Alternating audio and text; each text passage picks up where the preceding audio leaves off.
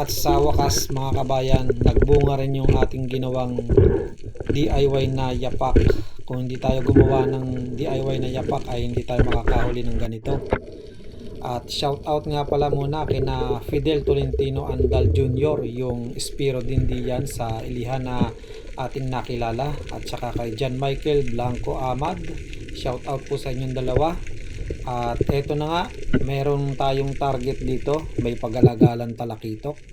Siguro ay nasa 10 meters tong ating sinisisid. Napakalinaw ng tubig kaya nakita kagad natin siya.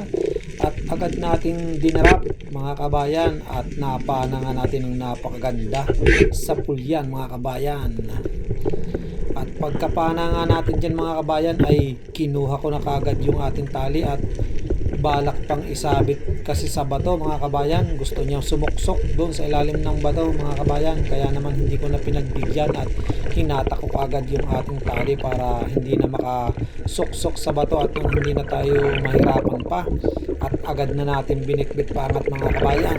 Napakaswerte natin mga kabayan at nakahuli yung ating DIY na yapak na ginawa. Kung hindi ako gumawa nito ay baka hindi ako nakasisid at hindi rin tayo makakahuli ng ganitong klase ng isda. Okay na to mga kabayan, ito nga pala ay iihawin namin. Habang hindi pa dumadating yung aking pinalalamob na fins ay tsinaga ko yung aking DIY na yapak. Swerte talaga mga kabayan at nabiyayaan tayo ng pang-ulam ngayong araw na ito. Good size na rin nga pala ito mga kabayan. Nasa 2 kilo't kalahati or 3 kilo. Kaya naman solve na yung aming pang-ulam ngayon mga kabayan. Talakitok. Minsan talaga ay hindi sa ganda o kung gaano kamahal ng iyong gamit. Ang importante ay kung paano mo ito gagamitin ng maayos. Kagaya ng DIY na yapak ko na ginagamit mga kabayan.